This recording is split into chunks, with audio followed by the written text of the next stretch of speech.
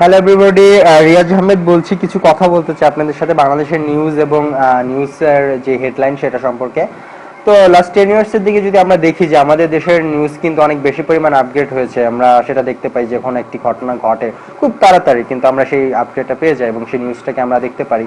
অনেক সময় আমরা বিভিন্ন ধরনের ঘটনা লাইভ দেখতে পাচ্ছি। সো ডেফিনেটলি আমরা অনেক বেশি পরিমাণ আপগ্রেড হয়েছি। বাট আমার কিছু কিছু ব্যাপার মনে হয় যে আমাদের দেশের যে নিউজের যে হেডলাইন, এই ব্যাপারটা নিয়ে এখনো কিছু সীমাবদ্ধতা আছে। যেটা বলতে পারি যে আমরা ভুল শিরোনামে আসক্ত।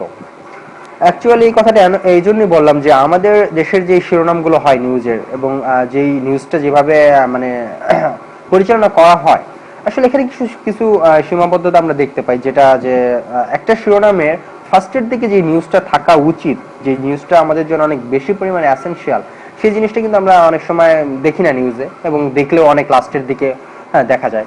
তো যদি এক্সাম্পল দিই, যে একটা জিনিস কি, আমরা আমাদের দেশ তো কৃষি প্রধান দেশ, তো কৃষিটা আমাদের দেশের সমস্ত কিছুতেই জড়িত আছে। তো কৃষি নিয়ে কিছু নিউজ থাকে প্রত্যেকটা টিভি চ্যানেলে। সেই নিউজগুলো কিন্তু আমরা সবসময় লাস্টের দিকে দেখি, যে একটা পণ্য এখান থেকে এখানে আসবে, বা এখানে এই জিনিসটা লাগবে, বা এখানে এই সমস্যা হচ্ছে। কৃষি ভিত্তিক যে সমস্যাগুলো, সেটা কিন্তু আমরা সবসময় একটা নিউজের লাস্টের দিকে দেখতে পাই। অনেক সময় দেখতে পাই না, আবার অনেক সময় অফ পিক আওয়ার দেখতে পাই, যখন মানুষ নিউজ দেখে না ওই টাইমে। আবার অনেক সময় দেখা যায় যে প্রিন্ট মিডিয়ায় যদি আমরা ওই জিনিসটা দেখি, সেটা হলো যে কোনো একটা কোনায়, হ্যাঁ, ব্ল্যাক অ্যান্ড হোয়াইট পেজে দেখা যায় যে ছোট করে দিয়ে দিচ্ছে। হ্যাঁ, তো আসলে এই জিনিসটা কিন্তু অনেক দুঃখজনক একটা ব্যাপার, যে আমরা ওই যে উপযুক্ত যেই খবরটা যেখানে থাকা উচিত সেখানে কিন্তু আমরা দিচ্ছি না। কারণ এই খবরগুলো, এই নিউজগুলো আমাদের সবসময় ফার্স্টের দিকে দেওয়া উচিত, বিকজ এটা আমাদের দেশের জন্য, দেশের ডেভেলপমেন্টের জন্য অনেক বেশি পরিমাণে এসেনশিয়াল। অনেক সময় দেখা যায় যে অনেক খুদে খুদে তরুণ বিজ্ঞানী বের হয় বাংলাদেশে, হ্যাঁ, যে ছোটখাটো একটা কোনো কিছু আবিষ্কার করছে বা কোনো কিছু করছে তারা, হ্যাঁ।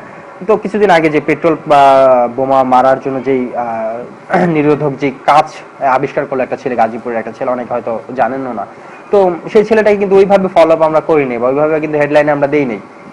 তো কি হচ্ছে, এই ছেলেটা কিন্তু ভবিষ্যতে কোনো একটা স্টেপ নিতে গেলে সে কিন্তু আর ইন্সপায়ার হবে না এই ব্যাপারটাতে।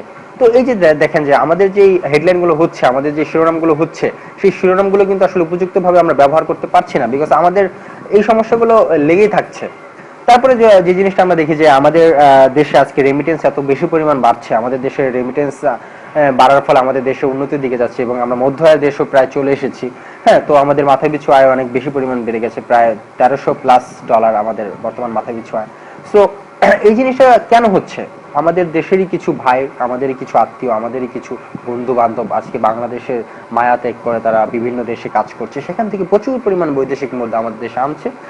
এই কারণে কিন্তু আমাদের দেশের রেমিটেন্সটা বাড়ছে। তো তারা যেখানে থাকছে, তারা যেখানে এখন আছে, তাদের কিন্তু অনেক ধরনের সমস্যা থাকে। আমার সমস্যা যদি আজকে কিছু হয়, আমি এলাকার একটা মানুষকে বলতে পারবো, বা আমার একটা বন্ধুকে বলতে পারবো, আমার বাবা মাকে বলতে পারবো, বাট তারা কিন্তু সেটা বলতে পারছে না, যার কারণে কিন্তু আমরা জানিও না যে তারা কি কি সমস্যা আছে।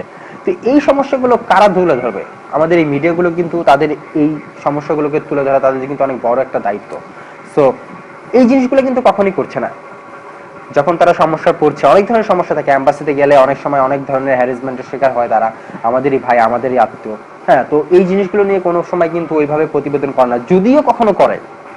সাপোজ করলো কোনো একটা মিডিয়া এই প্রতিবেদন করলো, সেটা কি করে খবরের লাস্টের দিকে, কারণ একটা মানুষ খবর দেখে লাস্টের দিকে, কিন্তু তার খবরের প্রতি ওরকম বেশি পরিমাণ আকর্ষণ থাকে না, কারণ ফার্স্টের দিকে নিউজগুলো দেখে কিন্তু সে লাস্টের দিকে অতটা দেখে না। তো এই নিউজগুলো যখন সে লাস্টের দিকে দিচ্ছে, তাহলে কিন্তু অনেক মানুষের কাছে এই নিউজগুলো পৌঁছাচ্ছে না। ঠিক আছে, তো এই জিনিসগুলো আমি সবসময় দেখতে পাচ্ছি, যে আমাদের যেই শিরোনামটা হওয়া উচিত সেই শিরোনামটা না হয়ে অন্যভাবে হচ্ছে।